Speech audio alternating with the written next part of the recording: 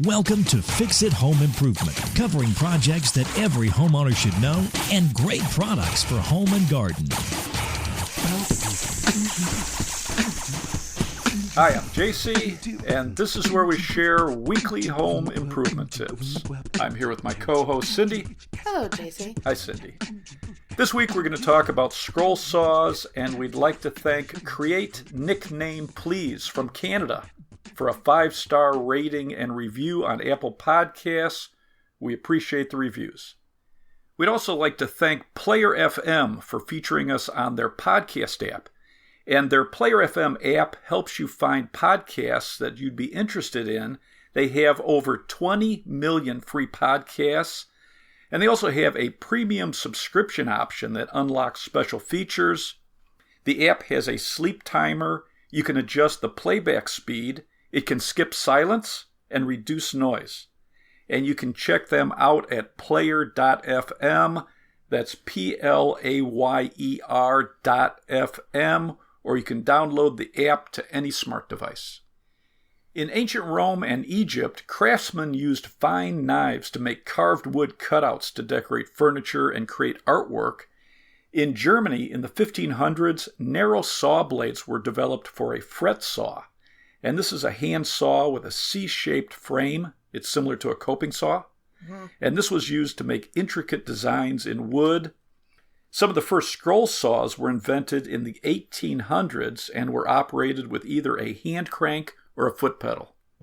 A scroll saw is a table saw with a very thin reciprocating blade for cutting curves and creating cutouts in wood and other material. Mm-hmm. It's a great tool for creating wood toys, games, puzzles, plaques, trivets, and artwork.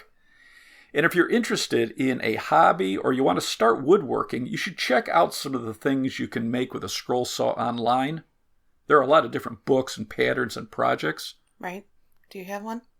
Yeah, and I've mainly used it just for baseboard and trim. I kind of used it like a coping saw, but there's some pretty amazing stuff you can do with it. I know, you showed me online. Yeah, it's cool. You're not going to ask if I've used one? Cindy, have you ever used a scroll saw? As a matter of fact, I have. Really? Mm-hmm. I don't have one. Right. But I used one in junior high. We had like a woodworking class. Okay. So like half the year you took home ec, the other half you had to do woodworking. Yeah, that's cool. I hated it. I wish they would have had woodworking in my school. I would have enjoyed that. Yeah. You're not going to ask what I made? What'd you make? A bird feeder. Nice. I hate birds. Right. I know you love birds, yeah. Most scroll saws will cut soft wood up to 2 inches thick, so that's one feature you should compare. When you're shopping, also look at the throat size. What's that? This is the distance between the back of the blade and the back of the saw table where the frame would stop your work. Mm-hmm. This is going to limit how far you can push a piece of wood or other material into the blade. Right. And out of the saws I looked at, 16 inches was the most popular size. 14, 18, 20, 21, and 22 inches are other common sizes. A few scroll saws have the option to mount the blade facing forward or 90 degrees to the side. That way you can push across the table to cut large pieces of work. But you're still going to be limited by the frame if you're spinning the material. But it's a nice option for some projects. Compare the size and the shape of the table and think about the types of projects you're going to be doing. If you're at a home center and they have display samples, check out how smooth the surface is. You want your work to move easily over the table.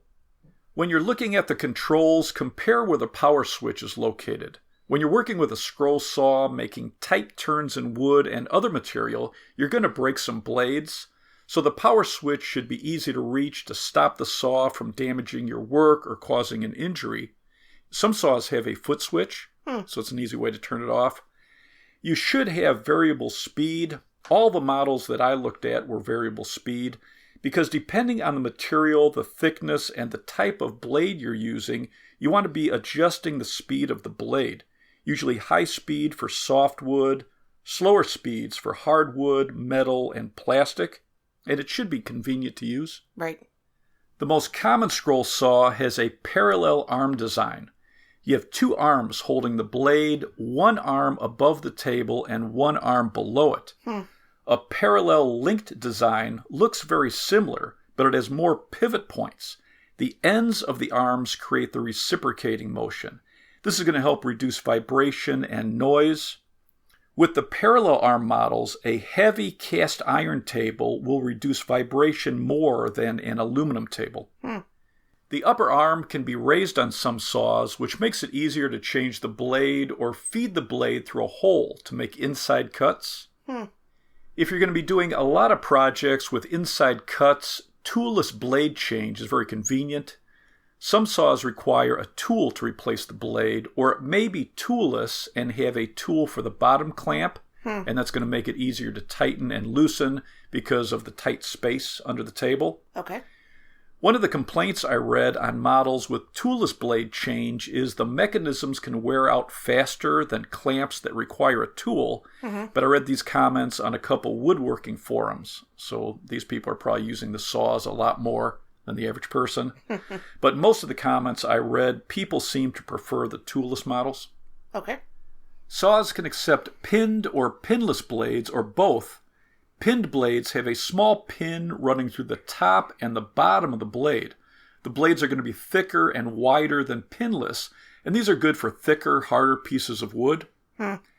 Pinless blades can also be called unpinned or plain end, and these are very thin. They're going to do the best job for tight curves and precision cuts. Most stores are going to have a much wider selection of pinless blades. They're easier to thread through small holes for inside cuts, and most pinless blades are going to be easier to change. Okay. Compare how the tables tilt for angled cuts. With many tables, if you're facing the blade, the left side is going to drop down to a 45-degree angle. Some tables will tilt left and right.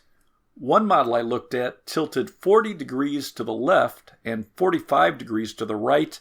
Another table tilted 30 degrees to the left and 45 degrees to the right. There are some saws where the whole head tilts and the table stays stationary.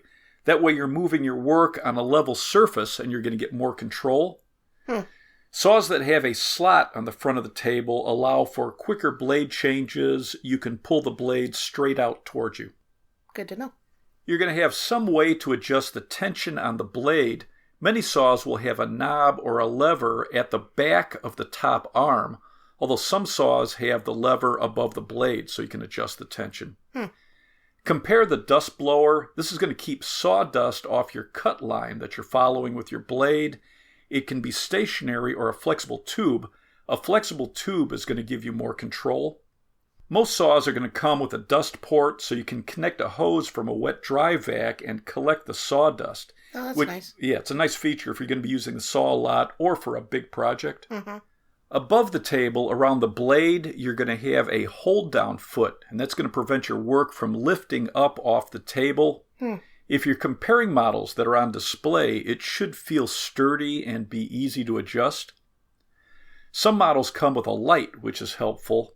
A few woodworkers suggest buying a flexible clamp light with a magnifying glass if you're working on projects with intricate shapes. If you plan on mounting your saw to a workbench, make sure it has mounting holes. All of the models that I looked at had mounting holes, but it's worth checking. Okay. There are scroll saw stands if you don't have a workbench, and I saw a nice plan to make your own stand online on the Wood Magazine website. It's at woodmagazine.com. It's WOODMAGAZINE.com. They recommend having your scroll saw at elbow level. When you're working with your scroll saw, wear an N95 or higher disposable respirator, and that's going to help protect your lungs. They're lightweight and inexpensive. Wood dust is now listed as a substance known to cause cancer in humans. The small particles can get deep into your lungs, causing scarring and lung damage. All right. Wear eye protection. Safety glasses or goggles are going to help protect your eyes if the blade breaks and small pieces are shot into the air. Wear hearing protection if your saw is 85 decibels or louder. Working around loud tools over time can damage the hair cells in your ear. Right. And once they're damaged or they die, they don't grow back. We need to evolve. Yeah. So even if the noise level is slightly under 85 decibels, it's going to help protect your hearing to wear hearing protection.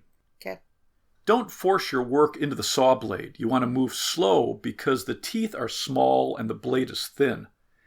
Have plenty of blades when you start a project because depending on the speed you're using and the hardness of the material, you're going to need to replace the blade from a half an hour to 2 hours of use. Really? Yeah. In general, a blade with 10 teeth per inch is good for hard and soft wood up to 2 inches, and you're going to be using a high speed, 1,200 to 1,600 strokes per minute. A blade with 15 teeth per inch is good for wood or plastic up to around a half an inch thick with a speed of 600 to 1,200 strokes per minute. A blade with 18 teeth per inch is good for thin wood and plastic up to around an eighth of an inch with a speed of 400 to 600 strokes per minute, but read the label on the blade. There's a lot of variations. Right. Standard or regular scroll saw blades have teeth all the same size and the same distance apart. Skip tooth blades have teeth the same size, but there's a space where every other tooth would have been on a regular blade, and that's going to cut through wood faster.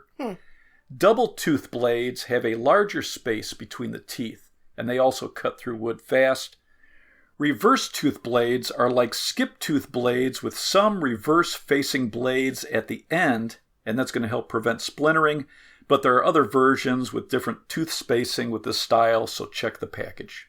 Crown tooth blades have small teeth that face in opposite directions, and many of these are good for plastic. Spiral blades look like the blade's been twisted, so there's teeth on all the sides. Ooh, freaky. Yeah, which is good for some projects, but it leaves a rough finish. It's not good for tight, thin cuts on curves. Okay. There are blades for metal, glass, and tile, so read the label for the material the blade will cut through, the thickness, and the recommended speed. This seems important. Right. Make sure you read your manual for the maintenance. One manual I read recommended maintaining the tabletop with a thin coat of automotive paste wax. And that way the wood or your material is going to slide easy. Oh, no. For this model that I read, they said lubricate the arm bearings after the first 10 hours of use, then every 50 hours, or if you hear squeaking. And they said use a few drops of SAE20 oil. All right. They also said check the motor brushes routinely for wear, and if one is worn, make sure you replace both of them. Okay. For many wood projects where you're using a pattern, you would cover the face of your wood with blue painter's tape, and then you would spray the back of your pattern with spray adhesive. Then you're going to stick it to the tape, and that makes it easy to follow the pattern. It's not going to move on you, and it's easy to pull it off when you're done. Cool. Yeah. What are some top-rated companies? DeWalt, capital D-E, capital W-A-L-T, Ryobi, R-Y-O-B-I, Wen, W-E-N, Shopfox, S-H-O-P, capital F-O-X, Rockwell, R-O-C-K-W-E-L-L, Porter Cable, P-O-R-T-E-R, capital C-A-B-L-E, and Excalibur, E-X-C-A-L-I-B-U-R. Do you have anything else to add? If you're looking for a hobby for yourself, you should check out some of the projects you can do online, and a scroll saw is one of the safer power tools you can use. Yep. Let's wrap this up. You can subscribe to the podcast on your favorite podcast app.